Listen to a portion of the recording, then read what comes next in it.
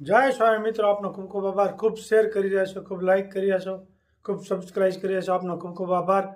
તમામ વિડીયો જોતા હોય બધાને જાજાથી જય સ્વામિનારાયણ. આજ તો મારે પ્રહલાદની વાત કરવી છે.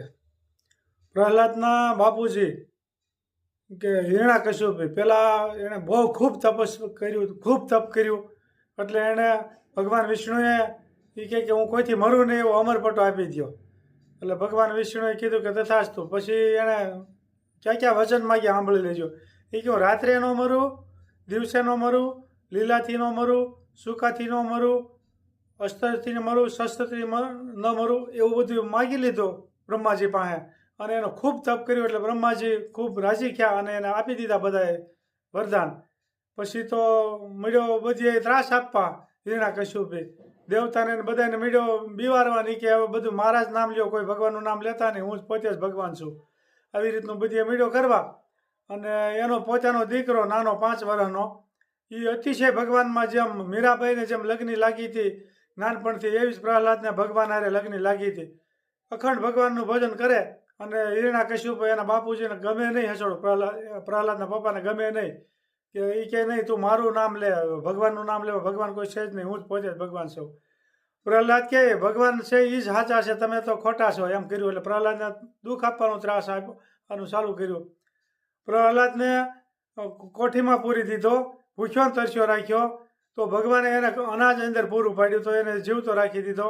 પછી પ્રહલાદને હોળી આમ હળગાવી એટલે પ્રહલાદને ફઈને એવું વચન છે કે ચૂંદડી ઓઢીને બેહે ને એટલે એને કોઈ બળે નહીં. એટલે હોળિકાએ એવું કે પ્રહલાદને ખોળામાં રાખ્યો અને ચૂંદડી ઓઢીને બેહી ગઈ અને પ્રહલાદને રાખ્યો એટલે કે પ્રહલાદ બળી જાય એમ એવું કાવતરું કર્યું ને ત્યાં ઓટોમેટિક પ્રહલાદની માથે ચૂંદડી ઓઢી ગઈ ને એની ફઈની હતી એ બળી ગઈ પોતે. એવું ભગવાને પરચો પૂર્યો છતાંય એને સંતોષ ન થયો.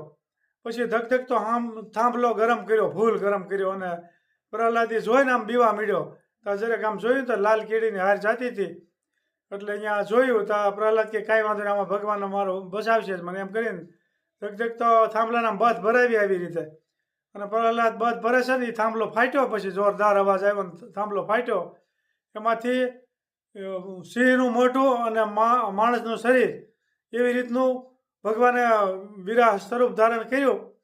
અને પ્રહલાદના બાપા હિરણ્યકશ્યપ એને પછી કે હું તો મારે તો અમરપટો છે, હું કોઈથી મરું નહીં. એટલે કે કેમ? એ કે જો લીલાથી ન મરું, હુકાથી ન મરું, અસ્ત્રથી ન મરું, શસ્ત્રથી ન મરું, એવું બધું મીડિયો બોલવા હિરણ્યકશ્યપે. ત્યારે એ વિરાહ સ્વરૂપ જે ધારણ કર્યું તો ભગવાન એ કે જો અત્યારે આ નખ છે લીલાય ન કહેવાય, હુકાય ન કહેવાય. અત્યારે આ દી આથમોસ એટલે સાંજે ન કહેવાય, રાત્રિ ન કહેવાય અને દિવસે ન કહેવાય.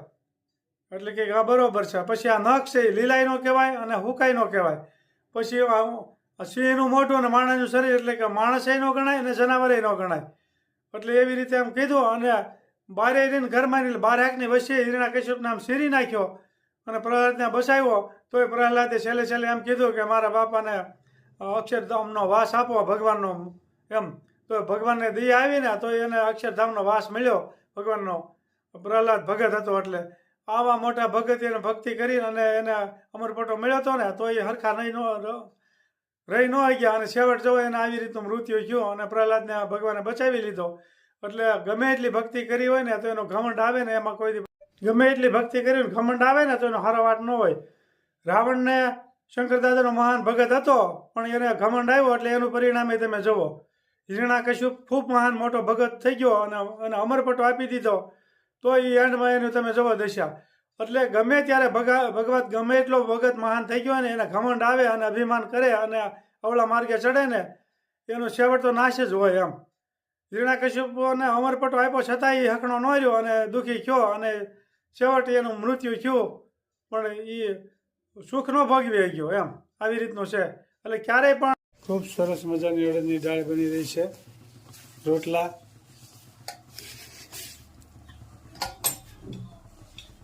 अड़द की दाल उकल रही है. ખૂબ સરસ મજાની અડદની દાળ બની છે. આજ લાઈટ વહી ગઈ છે એટલે થોડુંક ઝાખું દેખાય છે. તો ઝાખું ન દેખાય? ના ઝાખું જ આવે ને. ઝાખું આવે. દાળ બન ખૂબ રહી. સરસ મજાની અડદની દાળ બની રહી છે, આપ જોઈ શકો છો. વઘાર બાકી હે. અસલ દેશી ખોરાક તો આજ કહેવાય, અડદની દાળ અને બાજરાના રોટલા, બહારું ભાખરી, આપણા રોટલા. ભાખરી.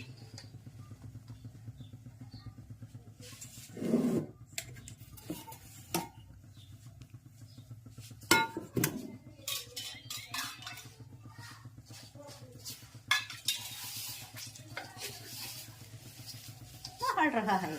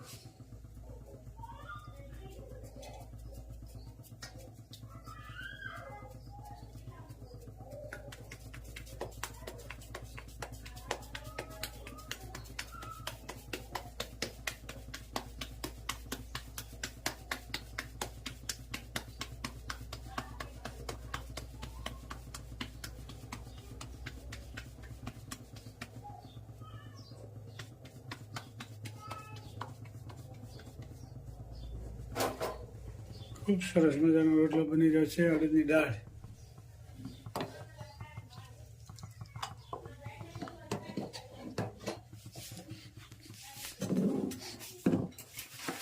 સરસ મજાના ઢોકળા બની રહ્યા છે, આપ જોઈ શકો છો. देसी ढोकड़ा, मिक्स लोट. ખૂબ સરસ મજાના ઢોકળા બની રહ્યા છે. મોણ નાખ્યું. ઘઉં, બાજરો, ચણા. હું મિક્સર કર્યું. ઘઉં, બાજરો ને ચણા. હા, એકાદી વખત બે વખત બતાવી હતી રેસીપી, પણ આ બહેનોને બહુ ગમે છે એટલે પાછું ફરીથી બતાવી છે. સરસ. આ પાલક, અજમા, આદુ ને મરચા.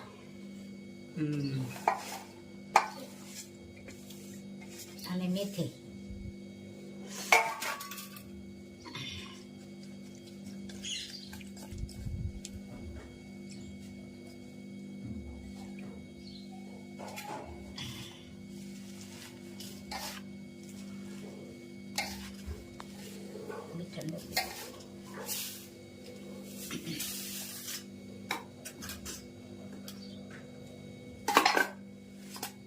હળદર,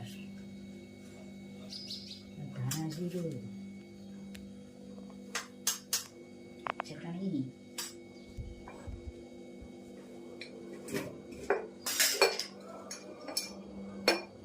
કોથમીર,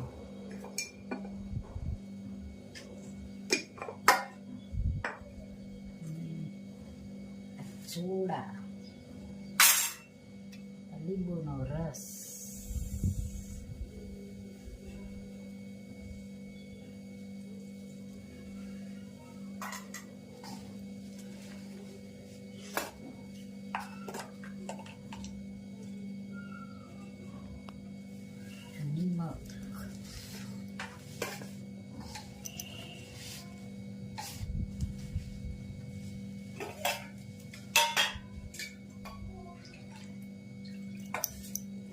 થોડીક છાશ નાખવી તોય ચાલે, અને પાણી નાખવી તોય હાલે.